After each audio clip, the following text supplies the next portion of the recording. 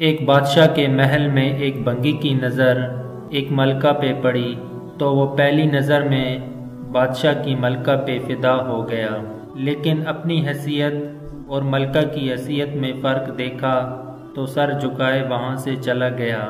پر دل ہی دل میں یہ خواہش تھی کہ ملکہ سے ایک ملاقات کی جائے۔ وہ ایک ملاقات کی حسرت میں تڑپتا رہا۔ عشق کی بیماری نے جسمانی بیماری کا روپ لیا اور وہ بستر پہ پڑ گیا۔ بنگی کی بیوی بھی اس ساری حالت سے واقف تھی۔ بنگی کی خراب حالت دیکھ کر اس کی بیوی اس کی جگہ کام پہ لگ گئی۔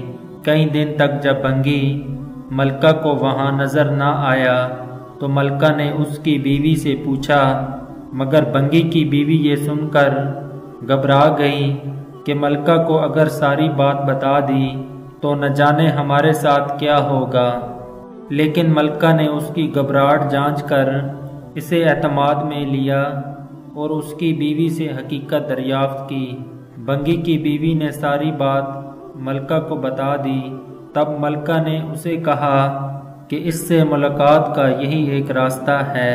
ملکہ نے کہا کہ تم اپنے شوہر سے جا کے کہہ دو کل وہ شہر سے باہر ایک راستے پہ بیٹھ جائے اور بس اللہ اللہ کرتا رہے اور نہ کسی سے بات کرے اور نہ ہی کسی کا دیا ہوا کوئی تحفہ قبول کرے۔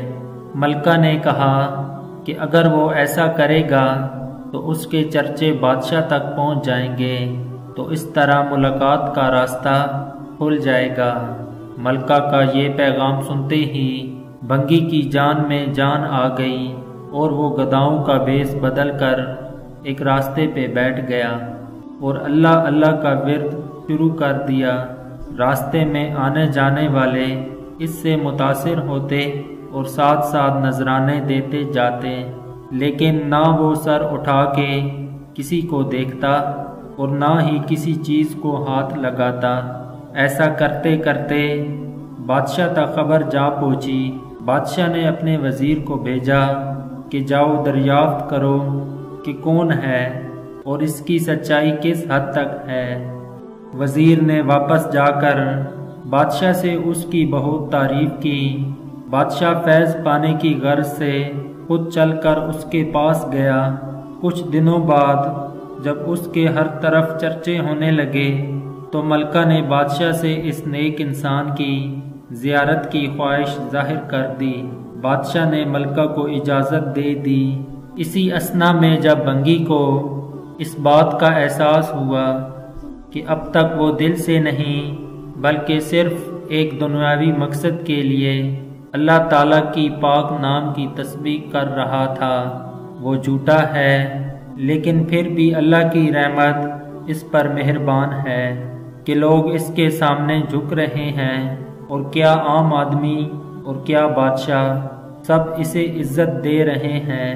یہ کرامات تو صرف زبان سے اللہ پاک کا نام لینے کی وجہ سے ہیں۔ اگر وہ سچے دل سے اس نام کی تسبیح کرتا تو اور کتنی رحمتوں کا نزول اس پہ ہوگا۔ جب ملکہ اس کے پاس پہنچی تو اس نے سر اٹھا کے اس کی طرف نہ دیکھا اور وہ روتی ہوئی واپس اپنے محل چلی گئی۔ بے شک اس پاک ذات کا ذکر اپنے آپ میں ایک رحمت ہے، ایک انسان اپنی انسانیت سے ہے۔ دوستو، اگر آپ کو ہماری ویڈیو اچھی لگی ہو تو ویڈیو کو لائک اور چینل کو سبسکرائب کر دیں۔